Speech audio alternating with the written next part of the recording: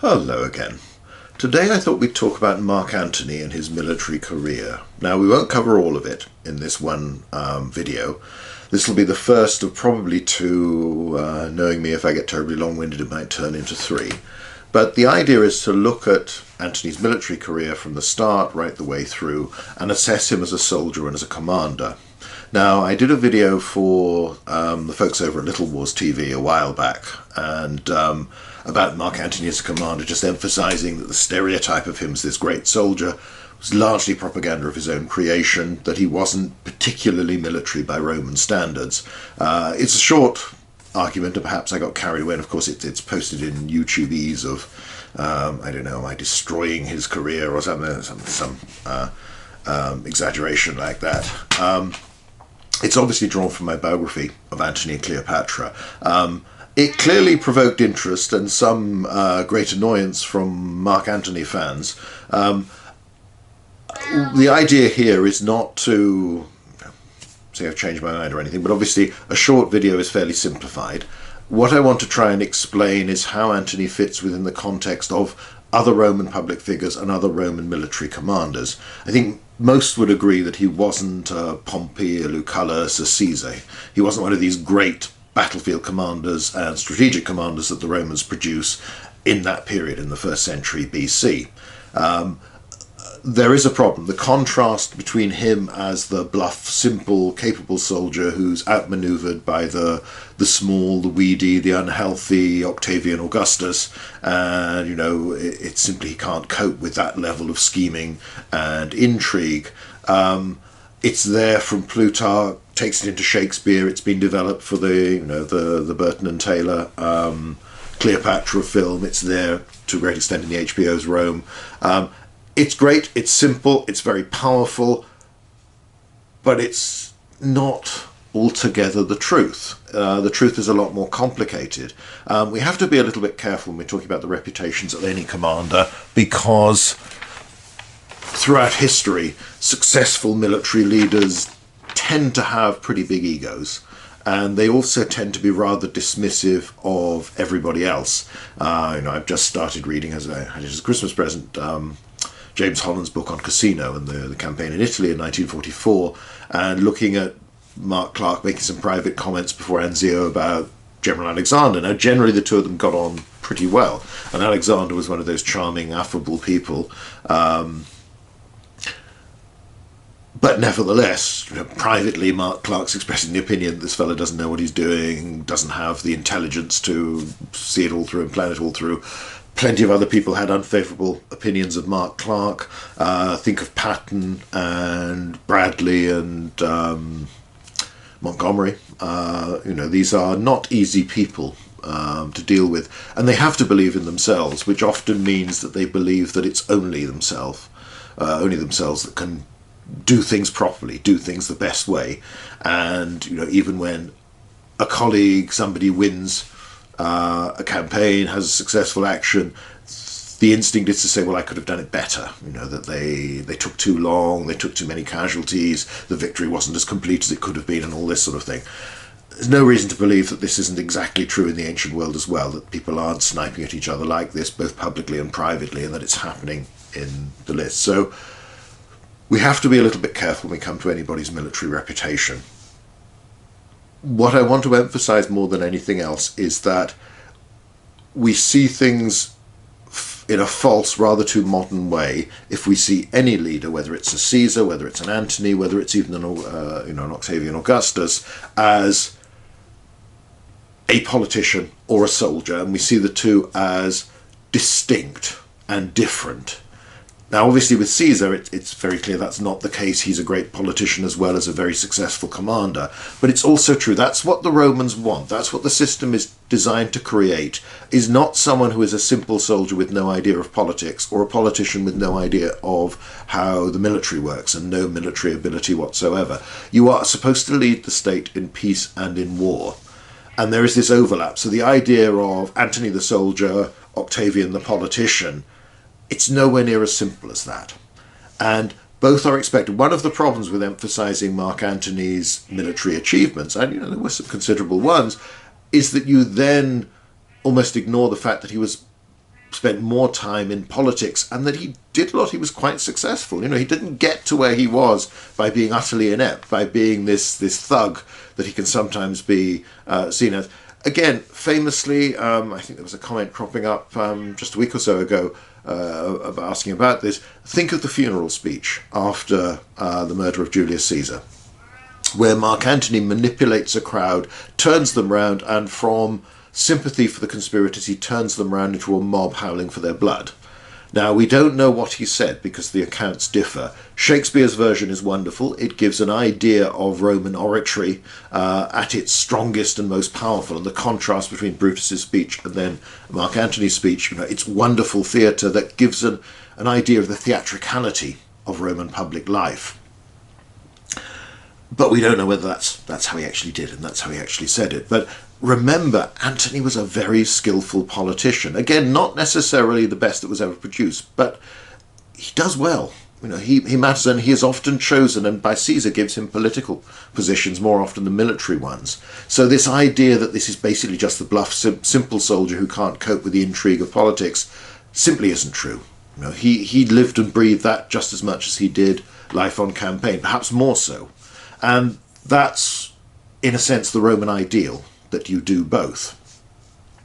So we need to think of them not just as this is a commander and this is what he does, but this is a Roman leader. What is he expected to do? And we need to emphasize both aspects, the military and the political, because they're always there. For every Roman aristocrat at every stage in his life, both matter. And you cannot isolate them and judge them like that. So this is important to understanding Antony. We'll also go and, again, as I say, some people seemed a little bit upset that I'd criticised him. I do suspect with Antony that this is someone who, as I say, his political ability tends to get downplayed because everybody wants to see him as this simple fighting man.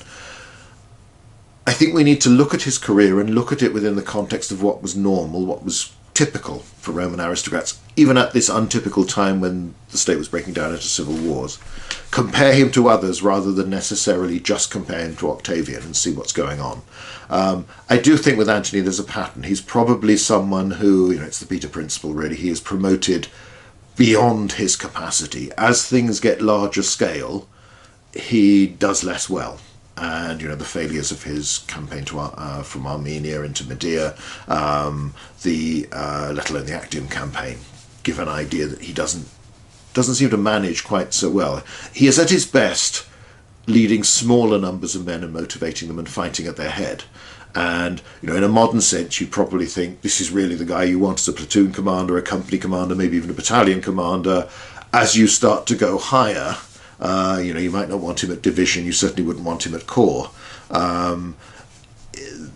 His military aspect, which is perhaps distinct from his political aspect, where he can seem to deal with some success at the higher levels of Roman politics, he perhaps finds his peak at an earlier stage. I certainly didn't want in the other one to suggest any time that he's not good at fighting, he's not brave, he's not capable, all this sort of thing. The problem is when you've got a short time, you have to simplify. So hopefully we'll do things a little bit longer. But the main aim today is not to prove to everybody who doesn't believe me that Antony wasn't a great soldier or a great commander. It's simply to explain, to place him into context, to hope that from the end we understand him, but also the Roman system, the Roman world, those times, better than we did before by looking at this one aspect of it all. His public image is obviously emphasises his manliness, his courage, his military capacity, likes to dress and act like Hercules, hoiks up his tunic to show off his muscular thighs, wears a sword on occasions where it wasn't considered normal, goes for this very hard-drinking, hell-raising lifestyle. Some of that is the idea, you don't want to mess with me, I'm a tough guy. Some of it is also, I am an Antonius. I come from an aristocratic family, therefore I can behave what I like, and don't you dare judge me, because I'm still going to be an Antonius. I am still going to be an aristocrat of the aristocrats. I deserve to be at the top of the state. So if I want to go off and party with actors and actresses and, parade my mistresses around, do all this sort of thing, and get drunk and appear with a hangover publicly and all this sort of thing, so what? I'm Antony. I can do what I like. And there's a basic truth in that. He remains whatever he does individually. Those family connections, that status, are always there. So people tend to exaggerate him, and of course the whole context of all of this is that at Philippi, you get it in Shakespeare, but you get it in the sources, he's the commander that defeats Brutus and Cassius, that Octavian doesn't really know what he's doing, is sickly, is possibly cowardly, isn't there when his camp stormed, all this sort of thing, and it's Antony who wins the battle. And, there's a lot of truth in that. It's exaggerated, it's simplified. He obviously won the propaganda war in the immediate aftermath to say, well, I did it. And that might be because it was mostly true, even, was wholly true, but nevertheless, everybody is competing for reputation. So again, think back to, Napoleon's marshals bickering over who did the most, let alone Allied commanders in the Second World War, all of them wanting to get the credit for the successes and say that everybody else is a fool. So it's that context. You have to remember that when you're looking at any of these things. There's an emphasis on him having a strong association with Julius Caesar that, again, may be exaggerated. We need to look at that in context. And yet, come the Actium campaign, it's the weak, sickly Octavian who wins. Antony doesn't do very well at all. His army never really gets to do very much. And obviously you can say, well, it isn't really Octavian, it's Agrippa, it's these other subordinates of immense talent that Octavian has found and relies upon, and there's a lot of truth in that. But the point is, Antony did lose. And the way the campaign develops, there's Barry Strauss's book on it just recently, as well as my own stuff in Antony and Cleopatra and others. The campaign's lost pretty early on. Antony never really seems to get momentum or getting. He's thoroughly outfought and outmaneuvered in 31 BC. That doesn't speak well of his managing a command on that scale at that stage in his life against that opposition. Now, obviously, there's lots of qualifying things there. You also, so there's an element where this idea he is this great soldier and yes, it's a nice story that he gets outmaneuvered by the politician, but you've still got to explain, well, why does he lose? What's going on there? And that's important to consider. You've also got to look at the political context of it all. These are civil wars happening over power, over dominance within the Roman Republic. His connection with Caesar, his connection with Caesar's veterans, which we'll look at more today because that plays a role in the earlier campaigns. They're a lot more complex than this simple idea that, Antony's been the man who's been with them in Gaul, they all trust him, they all know he's a great soldier, a great bloke, and they're all desperate to serve with him. It's not as simple as that by any means. And some of his connections prove quite short-term in the political context. You've got a broader sense of the legions that are involved, that are dominated by the best units in these years, because we'll look primarily up to about 41 BC. We'll stop with Philippi today. They're Caesar's veterans. That's the pick of any army. The officers, but particularly the units, like the 10th and others, 5th Alaudi, these various groups around there that are, regardless of their numbers, seem consistently to outfight and outperform any opposition. But they also end up fighting each other. Some will rally to Octavian, some will rally to Mark Antony, and they'll fight each other with the same skill and enthusiasm. Something there needs explanation, so we'll look at that alongside it. We'll try to broaden it not just from Antony and Octavian, but also who are the soldiers involved, what's going on at the time. Let's though start with Mark Antony's military career up until 44 BC. Because, again, the idea that he is very much the soldier, understands the army camp, doesn't understand politics, there's lines about this in the HBO Rome and elsewhere. It's not as simple as that by any means. He doesn't have any public office or any public service until 57 BC, when he's about 26 years old. There's a little bit of doubt about when he was actually born. We tend to go for 83 BC, but as with so many of the figures, not just Cleopatra, where you don't have the records because she's not Roman in that sense, but also Caesar. There's often a degree of doubt as to when they were born and therefore what age they are at each stage in their career. But Antony may actually have been slightly older, but probably best guess is that he's about 26 when he embarks on public service. Now, before this, he's been, a prominent man when it came to parties and that sort of thing. He's son and grandson of men who've been very successful. Grandfather was one of the most famous orators of his day. But also have occasionally been involved in failure and scandal. But nevertheless, being an Antonius marks him out as a man of importance who'd expect to have a public career, but also there were huge debts from the family and his own lifestyle that meant that for whatever reason, whether it's money or lack of enthusiasm, he doesn't start to go off and participate in public life in his late teens, which most people would try to do. And he isn't prominent in this. So there's something a little bit odd. He seems to be hanging around and not doing things. Debt may play the major role in that. But he isn't someone who goes off as Caesar does and wins the Corona Civica in his late teens. And Caesar started late because of the Civil War and the Posta Flaminialis and all this sort of thing. So Antony isn't someone who from the get-go, from the beginning, is off fighting, serving in various armies, serving on governor's staffs, this sort of thing. He waits until he's 26, doesn't have any prior experience. Plutarch claims that he holds out for a post as prefect of cavalry. We don't quite know what that means in the context of the 50s BC. Does it mean you're the equivalent of the prefect who commanded a cavalry ala, as they'll develop by the end of the century and be confirmed under Augustus, a unit of 500, 800 or so horsemen? Does it mean you're more generally the prefect of all the cavalry in the army, or perhaps all the non-allied cavalry, the sort of the professional proto-auxilia that we have around at this point, and the mercenaries that are hired for each particular campaign? We don't really know, but we're probably talking something. It's like a regimental or at most a brigade command. Crassus's son has the same post under Caesar in Gaul, but again, it's not quite clear just how many men he's got and his responsibility. And sometimes these titles don't necessarily mean that literally you're only dealing with the cavalry. You become an officer. He's not a tribune, though, so that's significant. So, and it's normally you'd think of a prefect as similar or maybe even junior to a tribune. A bit harder to say whether that's the case now. His first service, he goes to Gabinius, famous as the man who proposed as tribune the law that gave Pompey the command against the pirates.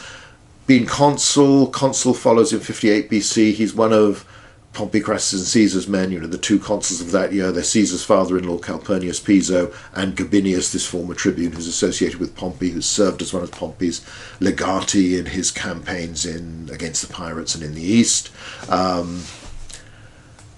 To sort of protect what Caesar has done during 59 BC and 58. So he's a fairly controversial figure. He's linked with the triumvirs and then goes off, gets command in Syria. He's seen by respectable Romans as a slightly dodgy character, but that's true of an awful lot of senators at this period, and probably is a fair reflection that many of them were of questionable virtue, shall we say, and probity.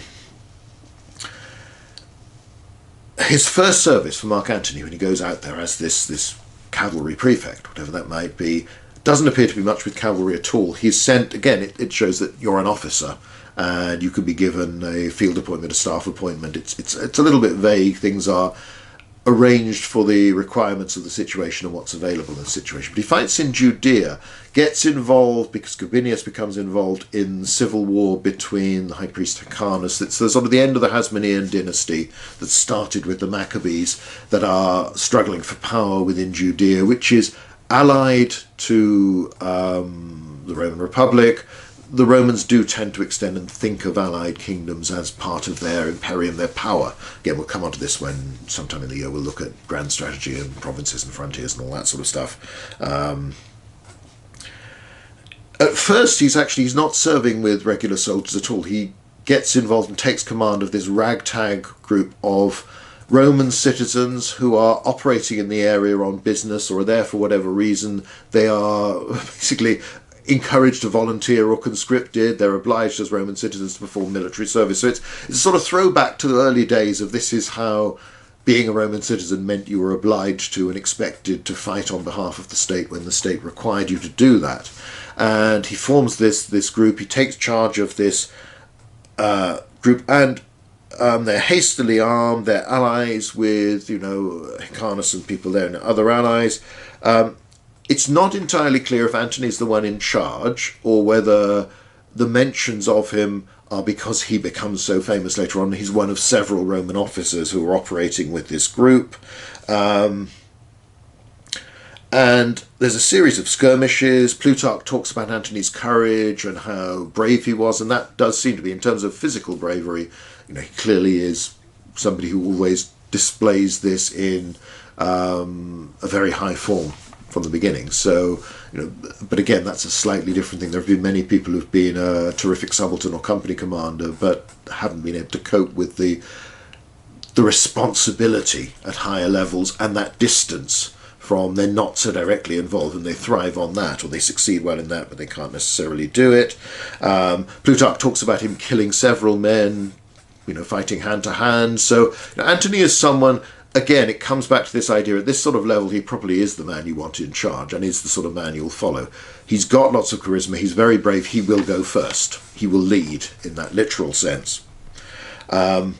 Afterwards, in 56 BC, the next year, Gabinius, who seems to have contemplated intervention in the Parthian civil war and been approached by one of the brothers who's they bumped off their father and now they're fighting as to who's going to be the King of Kings, but doesn't do that because he gets a better and more immediate offer of reward to restore Ptolemy Auletes, Ptolemy the 12th, Cleopatra's father, who's been chased out of Egypt, and one of his daughters has been made queen and given a consort of somebody who claimed to be a Seleucid and all this sort of thing. It's to do that. So Antony does lead cavalry in this operation, and it's successful. He outflanks an enemy force that's trying to block the advance of the Roman column, overwhelms them, wipes them out. Again, a lot of personal courage, a lot of skill at this level. He's fighting very well when he's dealing with hundreds or perhaps a few thousands. And of course, this is how somebody learns. He hasn't had any military experience before that. So he does seem to take like a duck to water in the early days. He does very well for a junior officer coming along without experience. Maybe he makes the same sort of mistakes that many inexperienced young aristocrats will have made, but he has the courage and he does pick things up, he does learn, and he does show enough talent, and he wins. And that's, in the end, the ultimate thing, is that if you keep winning, and if you keep winning and keeping as many of your men alive as possible, then they're going to follow you, because that's ultimately what they want. There's also emphasis on his chivalry, that he buries the body of Archelaus, this consort to the daughter, with respect, doesn't desecrate the body or do anything like that. You've later on got the story that the sort of teenage Cleopatra swoons when she sees him and falls in love at this stage with the dashing young cavalry officer. Again, remember, he is at this stage young. It's one of the other problems in the story that Antony remains the young man and the young lover of Cleopatra, in contrast to Caesar, the elderly lover. But, he's well into middle age by the last years. So it's again, the simplicity of a story, the easy way of remembering it, of identifying the characters, masks an awful lot of complexity. Actually, a lot more time passes in reality. So Antony has gone off for his first military experience, and he's done well. He has shown talent, he's shown an awful lot of courage, he's shown skill, individually fighting sword in hand, but also leading units. So again, this is good. He's done it quite late by Roman standards, but by Roman standards he's done well. So that's that stage of the career.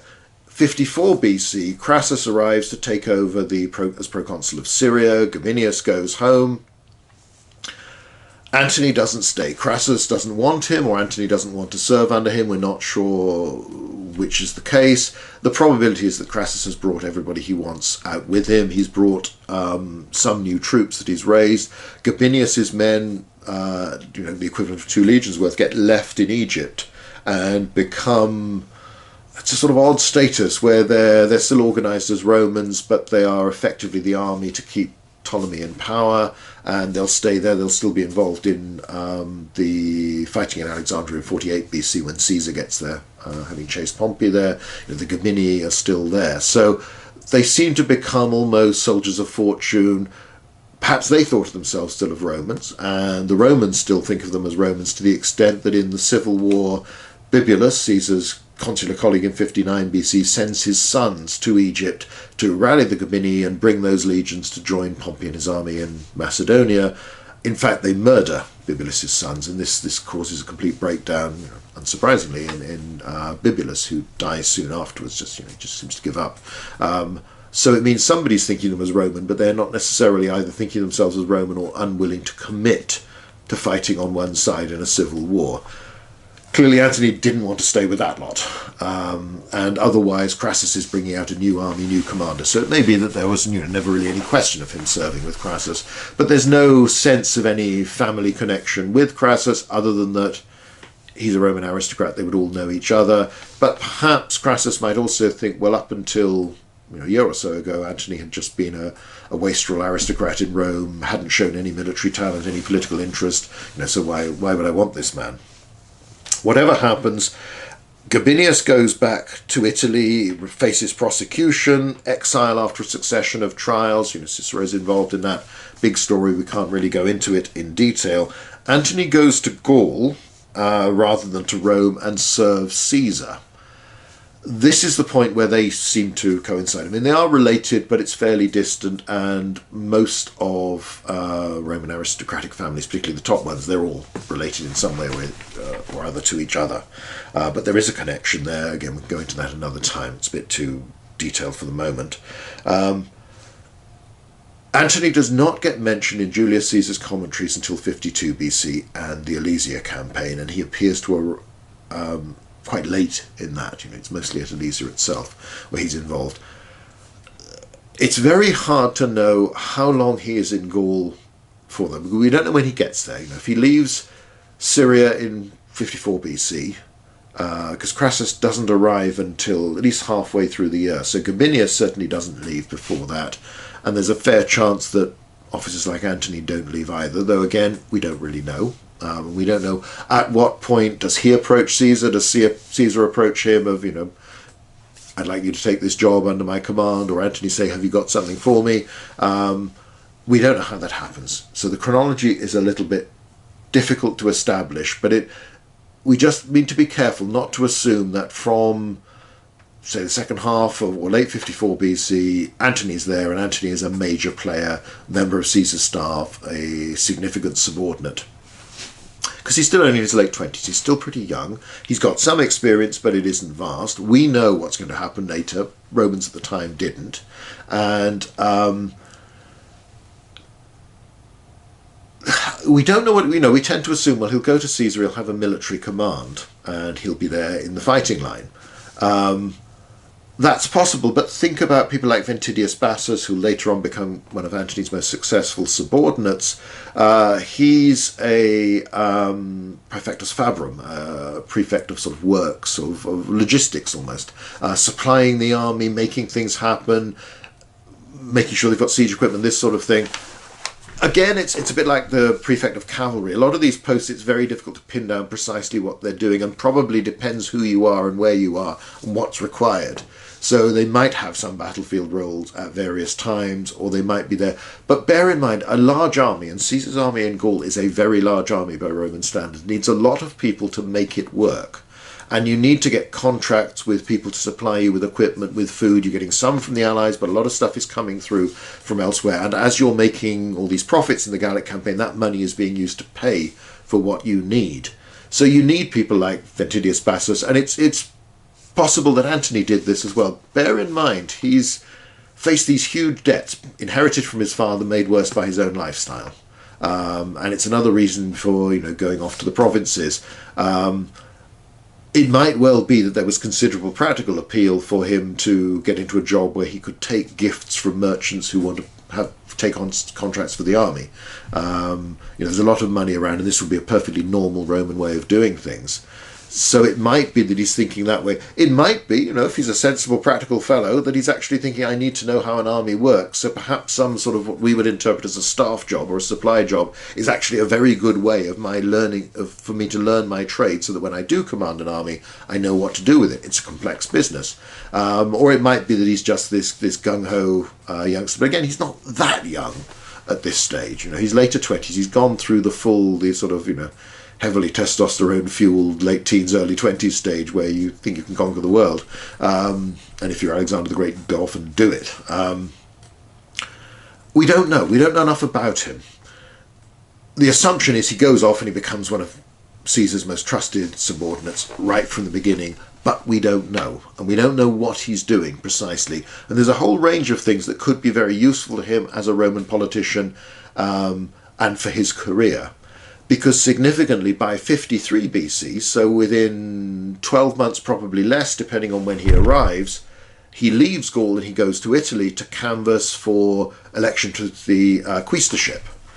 By now he's approaching 30, so again that comes into this whole thing of just how old he actually is. Stands for office. That will automatically get him, if he gets elected, admitted to the Senate, since Sulla's day was common before, but it's now formally arranged in that way. So he departs off to Rome with Caesar's backing, so that's a great thing. With some of Caesar's officers, centurions, tribunes and the like, will go on leave at the time of the election so they can vote in significant groups within the assemblies. And again, that's a bigger influence for consular than tribunician elections. But this is 53 BC, and this is a time when Clodius and Milo are knocking 7 bricks out of each other. Their gangs are rioting, intimidating people. The elections in 53 BC cannot be held. So Antony goes there and then has to wait to be able to actually stand for the office in the first place for months, because everything is delayed until 52 BC. And if you remember, 52 BC is when after the death of Clodius, the burning down of the Senate house and part of his funeral, Pompey is eventually made sole consul, because there have been no consuls elected for that year. And he will eventually choose a colleague with Metellus Scipio, but he brings troops, formed bodies of troops, not just individuals, formed bodies of troops into Rome, restores order by force, and it's only after he's done that the elections that should have happened months ago can actually occur. So Antony is away from Gaul for a long time. Now, a lot of this is over the winter, but bear in mind the big rebellion led by Vercingetorix will break out during that winter. He then has to actually stand there, be elected. He's then, as quaestor, there are some things to do in Rome first before he is posted out to join Caesar. Probably Caesar chose him or asked for him. So he goes out as quaestor, and it's only then that he appears in the Alesia campaign, commanding a legion, commanding one of the forts in the thing, and is a significant figure. So he's in Gaul, and he's there at some of the critical moments in Gaul. He plays a distinguished role at Alesia. So what he does well. But this idea that he's been in Gaul all the time, which is the way that they try and present in HBO's Rome and other sources, that's oversimplifying it. He's not actually there for quite so much of the time because of the peculiarities of this period and the disruption that's going on in Rome itself, and because he's doing now what a Roman aristocrat would normally expect to do, how you get to be commander of an army, but also how you get to be consul, how you get to be senior magistrate, how you have a public career by starting off by standing for the quaestorship. So he's doing a very Roman thing. And we're thinking of, oh yes, you're a soldier, a specialist, you just want to learn that. A Roman wants to learn about war, but he wants to learn about politics as well. That's how you succeed. You do both. And it's, it isn't that these are just military men or anything like that. So Antony comes back. He plays a distinguished role in the latter part of the 52 BC campaign, and particularly at Alesia. That's where he's mentioned. In 51 BC, he stays on, even after his quaestorship has gone. He commands a legion, again, performs well. He's treated, he's allowed to have an independent command. That's the sort of thing Caesar has done for other people earlier on, Decimus Brutus, Quintus Cicero, various people, but it is a mark of faith and a mark of trust. And in the sporadic fighting, the later rebellion of 51 BC, he does well. This time command of you see it as command of a legion, but probably more of a legion-based battle group because there'd be allied auxiliary units attached to it as well. So he's moved on in scale from the sort of operations he was doing under Gabinius in Judea and then in Egypt, where maybe he was in command of a few hundred, maybe a couple of thousand, to command of, well, again, these legions were probably under strength, but if you add in the allies, you're talking 5,000, maybe 7,000 men. And independently, at least semi-independently, sent off by Caesar, and you can deal with what's happening in this part of Gaul. So that's an important stage, and again, he copes well. But after that, he will return to Rome because now he wants to stand for election as tribune, later in 50 BC, and again, there are delays. This takes time. You've got to be in Rome for a long time. By this time, Gaul has pretty much quietened down as far as the accounts suggest that nothing big is happening in that time. So again, it's go back to the normal thing for a Roman politician. Political life. Now, obviously, being a tribune will prove to be particularly significant because these are the years of tension that will lead in 49 BC to the start of the Civil War, and obviously Antony plays a role in that, a significant one, because not just is he elected tribune, but he is an Antonius.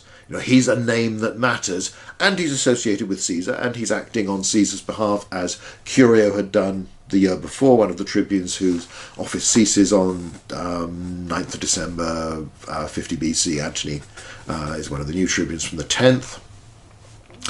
So he plays a very significant political role, and even though we tend to emphasize, and there's the stereotype of Antony being a bit of a thug and not really coping with this and sort of being a bludgeon, almost the idea that he's provocative, the fact that Caesar's backed him because he is this sort of, wild man and hellraiser. Actually, you can see it another way where he's quite an able political operator in a very difficult situation and does try to smooth things over, does try to block the attempts to strip Caesar of his command, but also when it does break down, he plays it very, very well. And elicits sympathy. A tribune of the plebs has been manhandled, has forced to flee from Rome in disguise, in hiding, all of this sort of thing. Caesar presents him to the troops as a sign of, look what my enemies have done, the state's been taken over by a faction, we need to set things right. So you have this... So, of course, I forgot to mention as well, before he's candidate for the tribunate, he's candidate for the priesthood of being an augur. So again, he's probably actually back for quite a considerable time in 50 BC, and is successful in both. Now, that's Caesar's backing, but it's also Antony's talent, and it's also Antony's family and connections. The difference with his earlier life is that now money is less of a problem. He's done well under Caesar, as so many people did. Curio, Caelius, Cicero's friend, lots and lots of other people have shared in the spoils of the Gallic campaigns, and that's revived their career. They are associated with Caesar, they're supported by Caesar, they are friendly to him. But this is Roman politics. Don't think of them as just Caesar's men and Caesar's party. They're all individuals striving to get to the top and to succeed because of who they are, because of the families they come from. In the Civil War, Antony's involved in the Italian campaign from the very start, because obviously he's directly involved in this, and takes part and leads troops. I mean, again, he's still tribune of the plebs, so quite how this all works. There's probably some legally iffy moments here, and there might be some attempts made to sort of stop that. But he takes part in it, he's involved, he does well. This is, of course, a campaign primarily of manoeuvre. There is a little bit of fighting, particularly Corfinum, but not a lot. It's mostly the Pompeians don't fight, Pompey withdraws. So Antony plays a role in that. He is then given political duties by Caesar. When Caesar goes off to Spain, Antony stays in Italy. When Caesar comes back from Spain, spends a little time in Italy, and then crosses over to Macedonia, begins that campaign, at the start, Antony stays in Italy. And Antony is entrusted with major political responsibilities by Caesar. Now, One reason for this is he is an Antonius. He is a proper aristocrat, comes from the right sort of family, whatever his personal reputation is. And Caesar doesn't have many people from big families within his following, within his supporters. Most of them have either gone to the other side or in the majority of cases have actually remained neutral. They're just trying to keep out of this, and they won't actively take on a job where they can be seen as one of Caesar's partisans. So they'd much prefer to stay out of things at this point. So in the Civil War years, Antony is given very important political responsibilities by Caesar, and that's clearly a mark of trust. And even though, we have all Cicero's stories about him, his excesses, his misbehaviour, all this sort of thing, he actually does a reasonable job. Yes, he was perhaps over the top sometimes. He basically doesn't behave any differently from how he has as a youngster. He just has more opportunity for showing it. Though again, remember, this is still a man in his 30s. Under ordinary circumstances at this age, you would not be effectively the man who's running Rome for months on end. And that, the Romans have this great respect for age and dignity and all this sort of thing. And Antony, is not big on his dignitas in the first place, but also he doesn't have the age as yet. In 48 BC, Caesar will summon him at a comparatively late stage. He doesn't get to Macedonia until Dyrrhachium, and the stage is there. He arrives for a few days after he's landed. He's sort of an independent commander. After that, he becomes a subordinate. Caesar trusts him with the left wing at Pharsalus. So, this is a major responsibility, but he's not the overall commander. Again, not surprising given his age, given his experience. What he does well. So he's involved in fighting for the latter part of basically the summer months of 48 BC. But again, when Caesar pursues Pompey, Antony goes back to Italy. He does not serve on campaign in any of the other fighting of the Civil War. So he doesn't go, he's obviously not in Eastern Egypt, he doesn't go to Africa, he doesn't go to Spain. He goes to greet Caesar after the victory in Spain, but he doesn't play an active role in it. His job remains political all the way through. And again, there are problems, and there's dispute with Dolabella and all this sort of thing. There's friction, he does make mistakes, but the key thing is that nobody manages during that time to raise a serious rebellion or threat to Julius Caesar in Italy or in Rome itself. And Antony's got to take some of the credit for that. And that credit is primarily his ability to keep things going and make sure that the state is functioning well enough that everybody's willing to accept that. It's helped that so many of your most highly motivated enemies have gone abroad. But even so, this is significant. There is a bit of friction, there is a bit of rioting, but it doesn't get to the point where Caesar's control of Italy is ever threatened in a serious way. And as I say, you've got to hold that to Mark Antony's credit. So again, it's the emphasis on Mark Antony the soldier can sometimes hide the fact that he's good at other things as well, and that sometimes those are more important. So he does not play a major role in the Civil War outside that stretch of the Macedonian campaign, though of course you could say that Macedonian campaign, that's the critical moment. If Caesar had lost there, it was all over.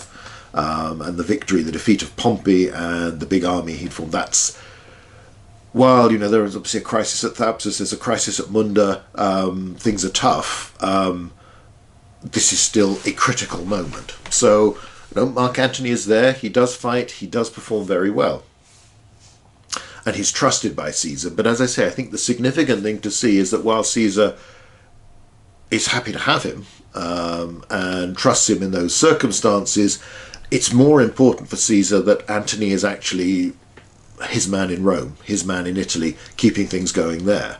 And as I say, on the whole, he does it pretty well. Not always tactfully. And that, you could cynically say, well, perhaps Caesar's glad of that because it means that when he returns, he'll be seen as a much better, more sober alternative than the rather wild and Mark Antony. But on the other hand, he is trusted by Caesar for long periods of time. There's a period of coolness when things have bubbled towards not quite a crisis but serious problems, and Antony is formally rebuked, in part so that Caesar could distance himself from what's happened and try and sort of take that. But again, all of that's a little bit too complicated to cover in detail in this when we're trying to focus on the military side of his career. Just want to emphasize that he does other things as well, and he does a lot of things very successfully when he's not with the army. But overall, we get to 44 BC, he's consul for the year, colleague with Caesar, and Caesar is murdered, but that means he's one of the key men, and he's consul younger than he should be because of the circumstances. So again, this is a major honour, and for Caesar to share the consulship with him is a major honour, but is essentially a political honour. Obviously he will hope for, as all consuls do, to go off and command an army of his own, win glory of his own, govern a province of his own. He is not marked down to go with Caesar in the Eastern campaign because he's the consul. He's going to stay in Rome, and that's how normal government should work. And probably also because, as a Roman aristocrat, he feels that it's his right to go off and win glory of his own, not just sort of hang on Caesar's coattails. But of course, because of the Ides of March, things don't happen that way. Really, there's a major break in Antony's career, a major change, a sort of shift in gears from later 44 BC, because up until then, yes, he's served bits of two fairly small-scale campaigns, but nevertheless, if you're involved in them, that's just as dangerous. Some skirmish no one's ever heard of can be just as dangerous as a famous battle if you're caught up in it. In Judea, in Egypt, he's spent some time in Gaul, though we really only hear about him later in the 52 BC campaign and then in 51 BC, but he may have done other stuff as well. We don't quite know. And then he's been involved in the Italian campaign, he's been involved in the Macedonian campaign. He's probably spent parts, at least, of 5 or 6 years on active service. Usually when you're with the Roman army in this era, it is active service rather than peacetime soldiering. And that's quite a lot. It isn't excessive by Roman standards. It's, for the Civil War periods, it's normal. Perhaps it's not. There are plenty of people who serve more. It's reasonable. It's quite alright. It's a fairly sort of standard amount. It's quite a good amount for a Roman aspiring to high office and high command that comes with it. It hasn't dominated his life. I think that's the point to make. He's into his mid-30s now, and he's actually late 30s by the time of Caesar's murder. Most of his adult life has been spent away from the Roman army and not on active service, the majority of it. That doesn't mean that he hasn't been more influenced, more affected by the rather more dramatic events that occur when you're with the army. It's just that he is not the full-time professional soldier that he's sometimes sort of painted as, or at least we assume, because we think in modern terms of how these things would work. But the Roman system is different. The latter part of his life will be dominated by command of provinces, military command. And it's a little bit like Julius Caesar, that until really he gets to be praetor in Spain, and then particularly the Gallic Wars, he doesn't see that much military service. He's there in the East in his late teens. He's there, there's these impromptu engagements with pirates, with Mithridates raiders, this sort of thing, and he's tribune probably against Spartacus, but then there's a big jump till he goes off to become an army of 3 legions in Spain.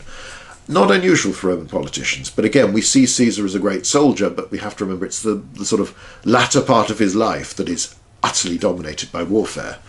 Antony is a little bit like that. He hasn't been that much of more of a military man than most other Roman aristocrats would be up until this point. That doesn't necessarily mean that he wasn't better than average, and there's a good case to be made that he was a very talented leader and fighting man in those years, so made the most of those times he was with the army and showed himself to have a natural talent that he could also augment by learning.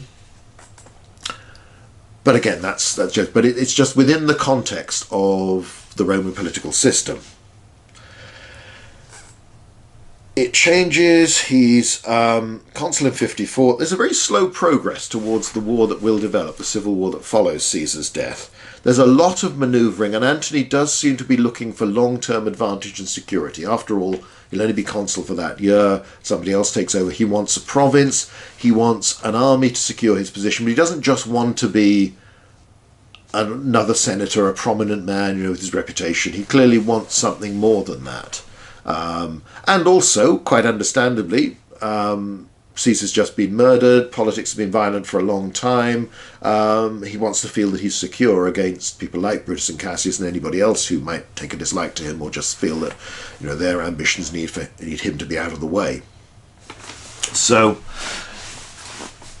there's a lot of manoeuvring. He ends up securing the province of Macedonia, which has 6 legions in it that were preparing for Caesar's campaigns, well, first of all the Balkans and then against the Parthians. Decimus Brutus, for instance, one of the conspirators, he's in Cisalpine Gaul with an army, so that's clearly a threat. So it makes sense. He then transfers the province to his brother, but keeps the legions himself. So this is all a bit iffy, but it's manoeuvring, and again, with a lot of this manoeuvring and positioning, people might think, well, they're at the other side, will back down. It's rather like the build-up to the Civil War in 49 BC. There can be, we know what's going to happen, but nobody does quite. They're all just trying to strengthen their own position, make themselves as invulnerable as possible, essentially, if that doesn't really contradict itself. He then starts to transfer the army over to bring them to Italy, so he's got troops at his direct command. 3 arrive, with another one following. They're probably legions that are very close to their full theoretical strength. It's by the time of Pharsalus, most of Caesar's legions average out at little more than 2,000 men and were still operating. By the time he gets to Alexandria, the 6th Legion has barely 1,000. Legions can still function when they're, in that case, 20% of its theoretical strength. Quite how they operate, quite how many cohorts they had, how it was all organised, what was improvised, we don't have those sorts of details. When you're preparing for a big war, you can recruit, you can add new people, you can appoint new people, all those officers you appoint and promote, that's lots of, wonderful opportunity for patronage. So the odds are these are fairly strong, at least 4,000, maybe as much as 5,000, that sort of thing. Strong legions that have come. So an army of 15, 20,000 men, perhaps more, perhaps we don't get too much mention of the Allied troops that are there, though again they pop up now and again, they're clearly there. So add to these some of the sort of proto-auxilia that you have developing in this period.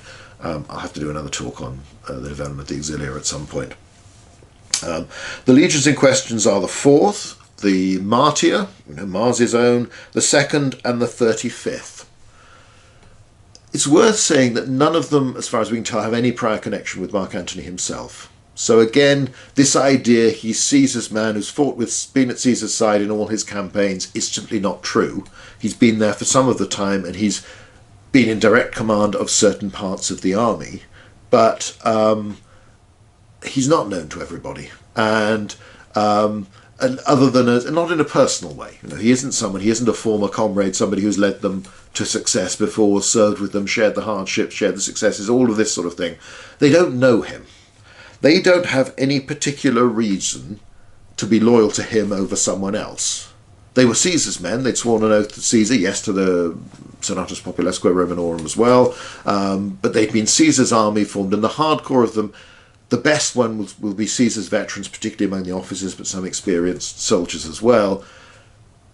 Few of those will have known Antony, perhaps hardly any of them at all. He offers them 100 denarii as confirmation of loyalty. 100 denarii to every soldier, be proportionally more to the officers. Caesar has fairly recently doubled the military pay to 225 denarii a year. And it looks as if, before that it really had been meagre by the standards of the time. Antony's offering 100, so it's not even half a year's pay.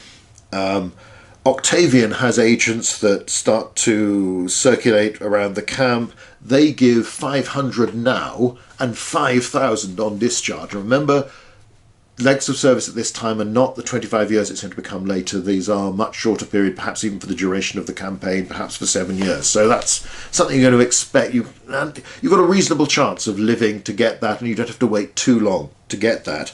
Again, proportionally far more to the officers. So he's giving them more than 2 years' worth of pay, plus the promise of more than 20 years of pay later on. He outbids them, and Antony also doesn't quite handle things very well. Again, he's a stranger to these men, and he hasn't been in an army camp for rather a long time either. Again, the idea that this is meat and drink to him and that he's very familiar, he's got more used to. What he's had to do in recent years is deal with senators and other prominent men at Rome and in Italy. And he's done that, an okay job, if not a perfect job.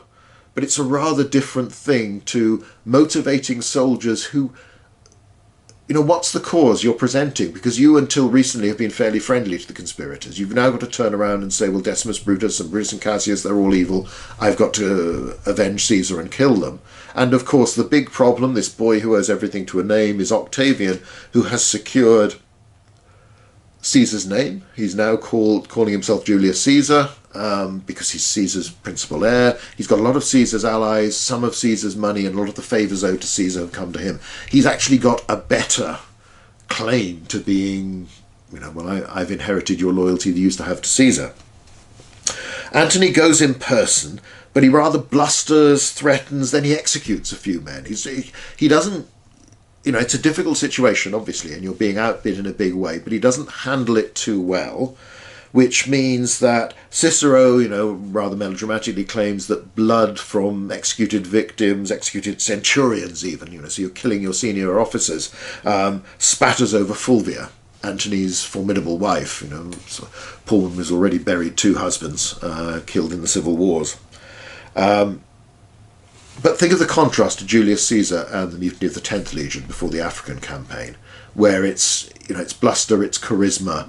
He executes people, but only after the soldiers are begging for him to decimate them.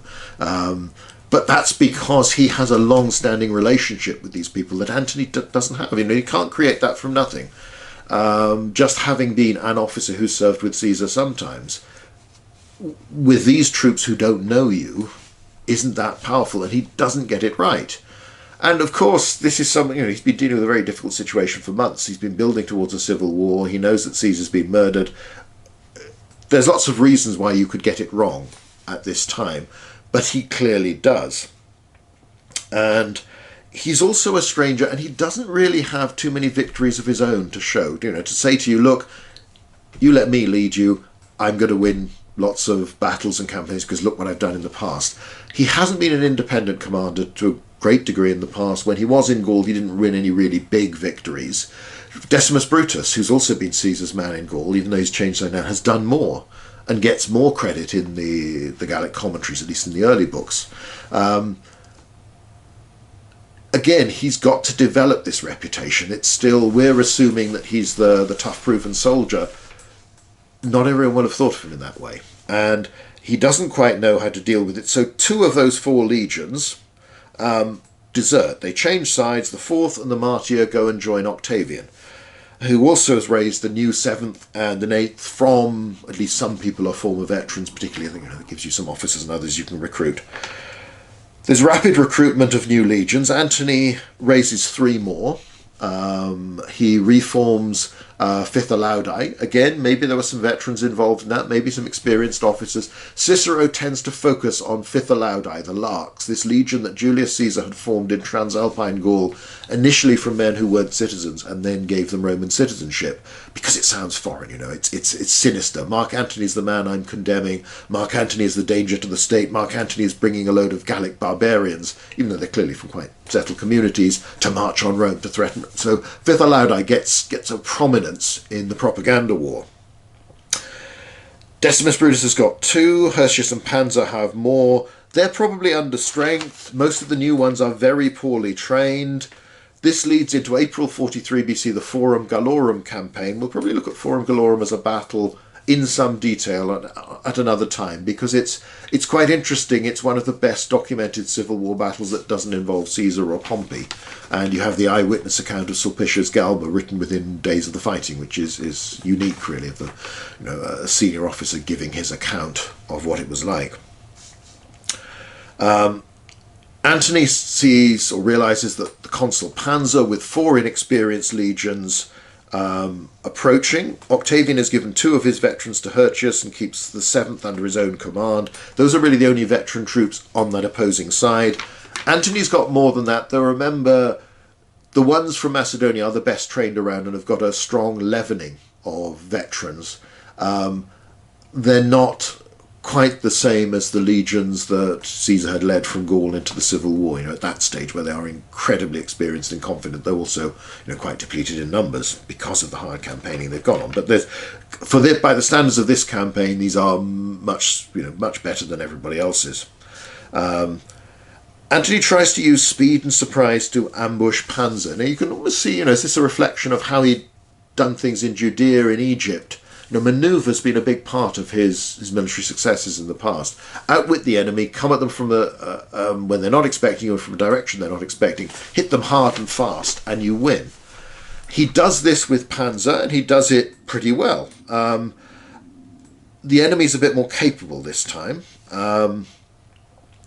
But 4 legions plus the Martia that's arrived are driven back to camp. He isn't able to destroy them. That's maybe a lack of numbers, but it's also the confusion of a civil war. And bear in mind, he's new to this army. He's still learning who they are. They're learning about him and trusting him. There is elements of confusion added to the fact by, that everybody's wearing the same uniform effectively. And that, but it's a tough fight, but he does have that initial success. He is unable to take the camp, doesn't destroy them. Now, you sort of feel with Caesar that in these circumstances he would either have tried to storm the camp, or he would have set up his own camp facing it and brought supplies to him. Antony doesn't. Antony decides that his men will march back to his camp from earlier on, which is several miles away, and because they'll go to the supplies rather than supplies will come to them, and they'll relieve the pressure on the enemy. This doesn't happen in too organised and disciplined a way, and this may be a reflection of the relative inexperience of recent operations as an army, of this army. Perhaps it's his own weariness at this point. There's a marvellous comment from Horrocks, the commander of 30 Corps, when he, in 1944, famous from not getting to Arnhem in Market Garden, but from other things later on, was quite a television personality in Britain, where he talks about how he didn't secure the approaches to Antwerp even though he took the port, and the line was something like, Napoleon would have thought of this, Horrocks didn't. It's very easy with hindsight to say, oh, you should have done this better, and everybody should have realised. Battles are confusing, exhausting. Antony probably makes a mistake here, but lots of people and lots of very able commanders make mistakes. It's the old cliche of warfare being going to the side that makes the fewest mistakes rather than gets most things right. They straggle. They are then hit by Hirtius arriving with the 4th Legion and the 7th, and Octavian with him. Antony's men aren't prepared for this. They're hit, they begin to panic, they begin to rout. Hirtius and Octavian close in on Antony's blockade of Mutina, because obviously he's been trying to keep Decimus Brutus under control as well. So it's a difficult situation. Antony risks a battle against them, he's defeated, numbers are against him, he isn't able to find a way to counter them. There's fewer details about that later engagement. We know more about Forum Gallorum.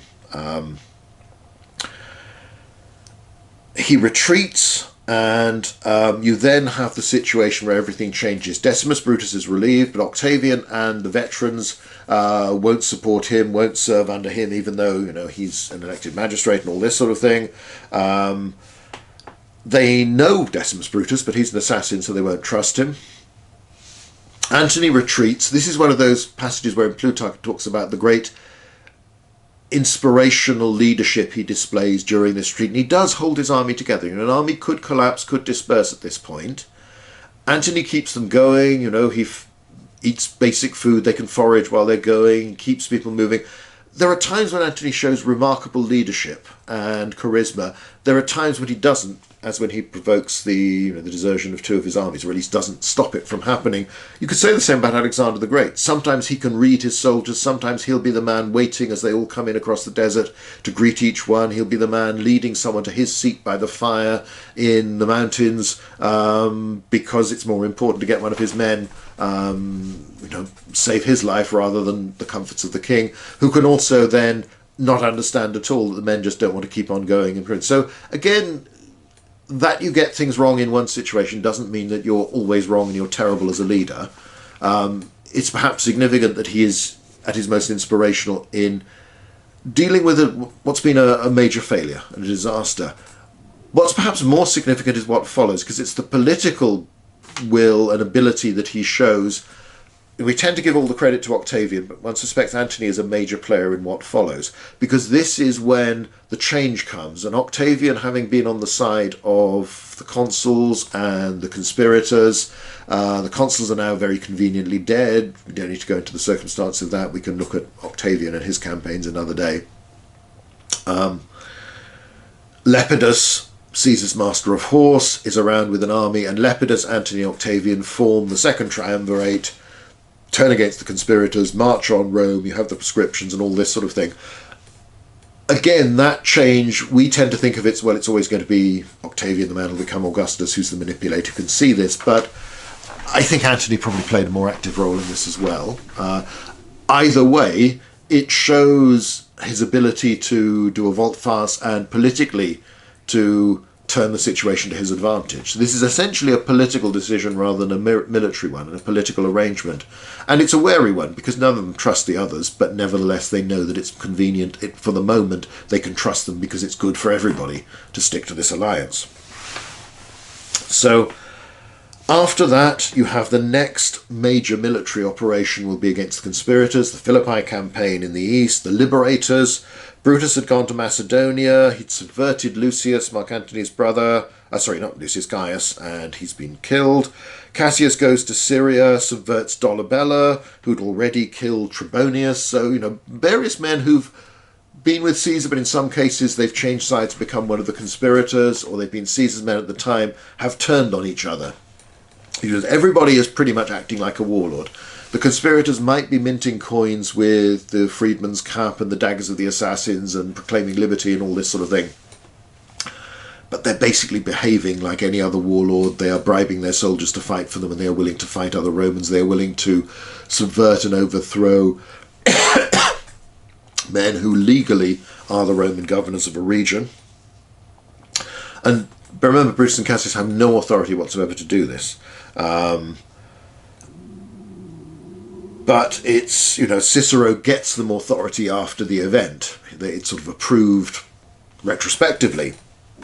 But they don't do that. They raise funds, they raise forces. Cleopatra is they're negotiated with in Cyprus. They've got Arsinoe, her sister, is still a captive, so she's a potential alternative. So if Cleopatra doesn't divvy up with the money they want and the resources they want, then they can get rid of her and do someone else. She does. She claims later that she doesn't do it willingly, and she does it sort of as slowly as she possibly can. But again, she's a good Roman ally. She's giving the Romans what they ask for and supplying them from the resources of her kingdom, as an ally should. They're warlords every bit as much as the triumvirs. The troops trust their leaders because of how much reward they're getting from them, and you keep on outbidding everybody else to pay your men more, give them more bonuses. That's the major motivation. There's little sign with the legions as a whole that anyone is too committed to the cause. Many of your officers are, and people like the poet Horace and others will be go off and volunteer in their sort of romantic aspirations of fighting for liberty and all this sort of thing. They're not very experienced military men either. Cassius had been quaestor or pro-quaestor with Crassus at Carrhae. He had a abandoned Crassus fairly early with the cavalry and galloped back to Syria in slightly questionable circumstances, but had then defended Antioch, defended Syria from large-scale Parthian raids, perhaps even a minor invasion in the years to come. Again, something we can talk about another time. After that, he served a bit in the civil war, but really only in 48 BC in the Macedonian campaign, and we're not quite sure in what capacity. Brutus has really only done that. He hasn't had much military experience at all before this. A little bit perhaps during Caesar's dictatorship when he's being rehabilitated, but it's very little. So these are not proven military commanders. Cassius is the most experienced. I would say sort of in, before the Civil War, you could actually say he's got a similar amount of experience to Antony, a bit less perhaps. Antony has gained more in recent years and has started to command armies at a level that Cassius has never done. So he's dealing with the numbers and all the problems that creates for communication supply, just controlling what's going on.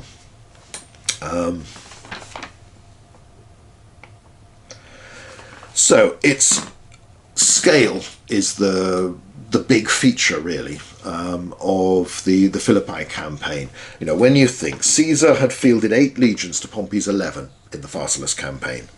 By 42 BC, Brutus and Cassius probably had 17 legions, Antony and Octavian 19, plus allies, plus auxiliaries. Now, even if some of these legions are skeleton formations, relatively weak in strength, a lot of them clearly are not. They've been fleshed out with conscripts, volunteers.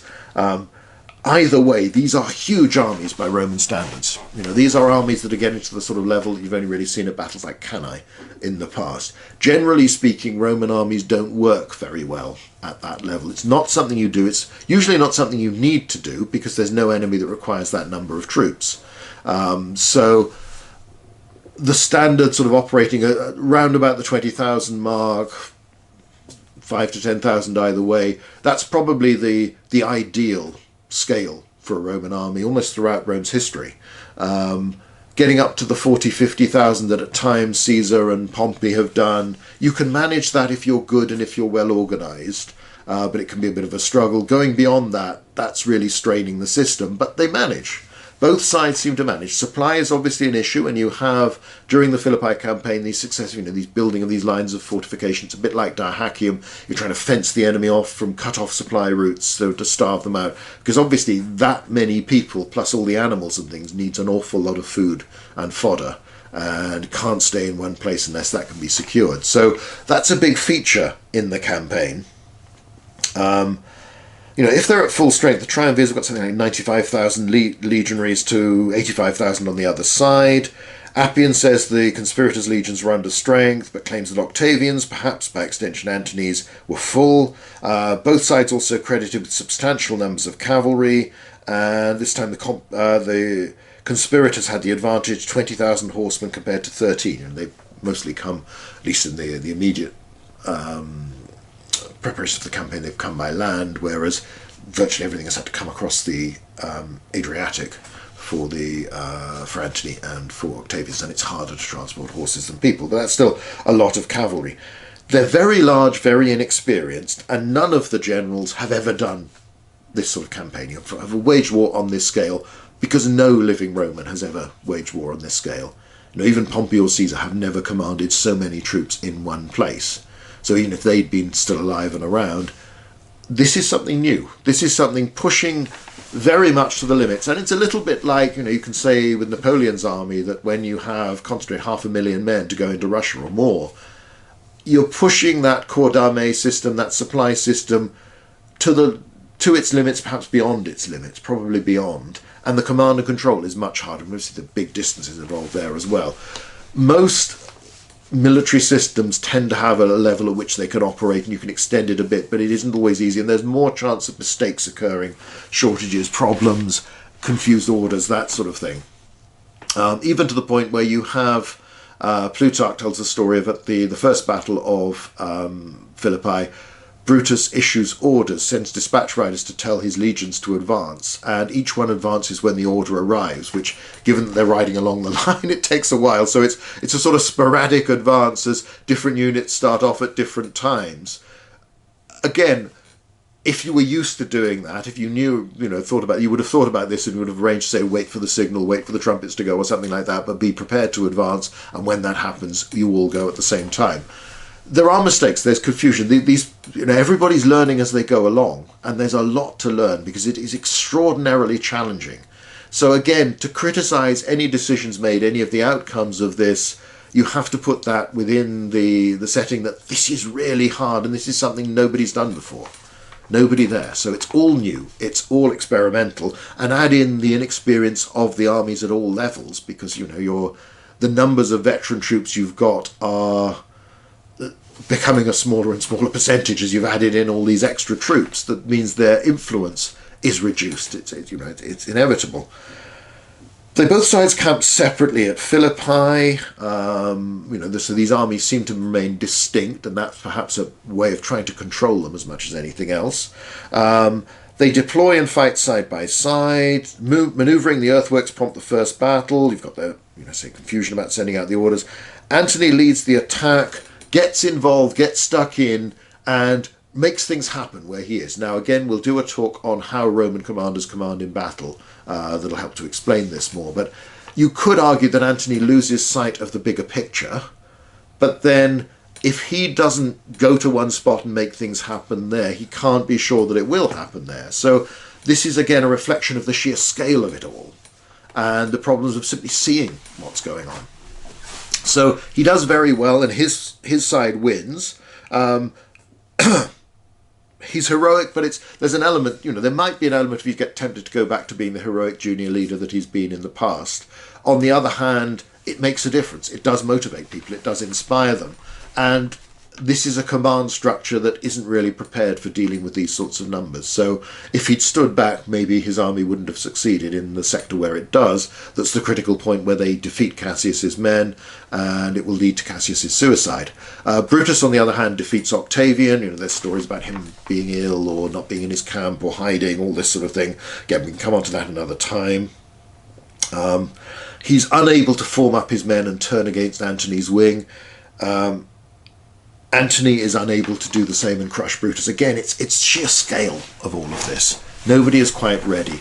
You have the second battle. Cassius has committed suicide. Again, it's an interesting touch that you have in the sources that they see cavalry riding towards them and he doesn't know which side they're on, and also that his eyesight is poor. As you know, inevitably some people's eyesight must have been. So not only are your line of sight as a general blocked by trees, by buildings, by folds in the ground, not everybody has perfect 20/20 vision.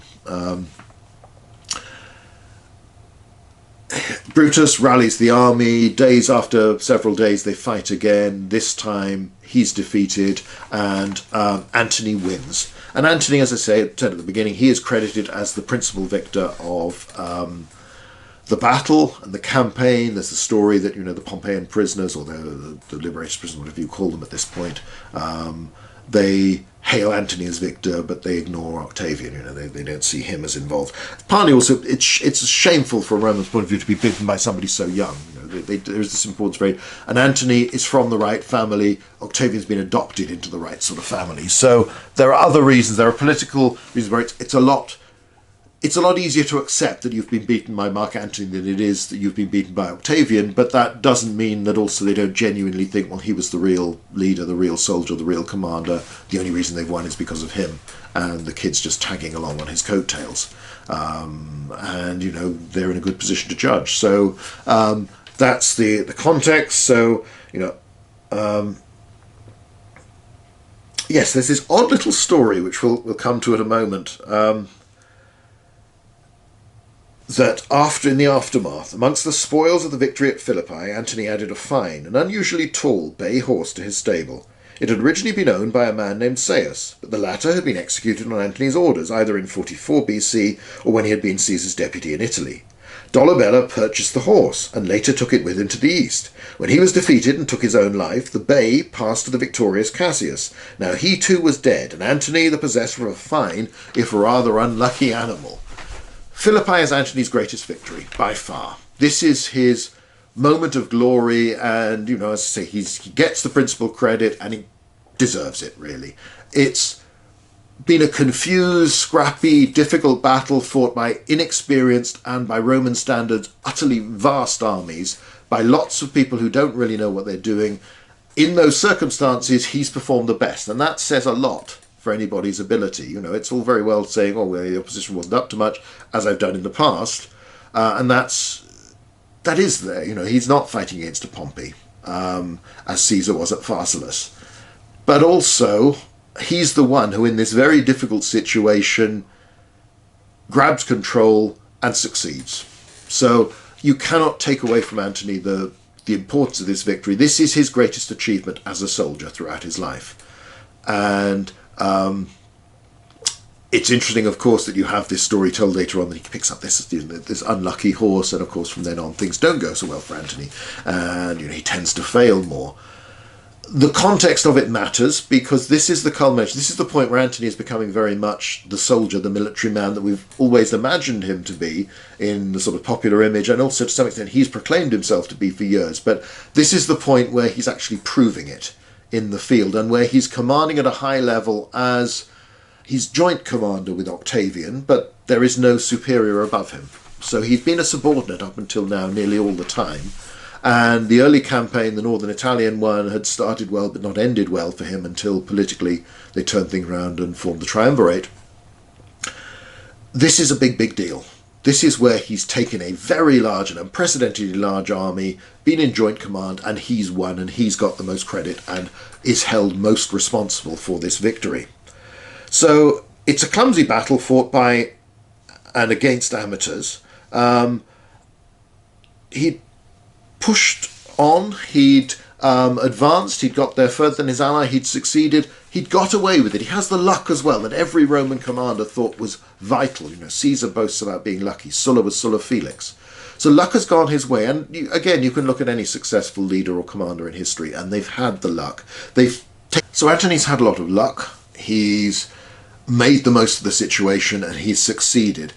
Some of the things, some of the tendencies you can see early on. He's been very bold. He's advanced closer to the enemy quicker and waited for Octavian to catch up. He's attacked, waited for Octavian to catch up, waited for him to recover. He's pushed on ahead. He's tried to surprise people. He's outmaneuvered them. All the things he's done with smaller armies, with great success early on, less success in the Mutina campaign. Now, next time we're going to look at the rest of Mark Antony's career, and we'll see some of the trends, some of the patterns of behaviour that we've seen at this stage coming out and not working so well. But again, there's this move towards ever more gargantuan operations that strain the Roman system and also seem to strain Antony's talent. So he's got away with it this time. It won't work quite so well in the future, but that's for another time, probably next month. So that's it for today. Thanks for watching.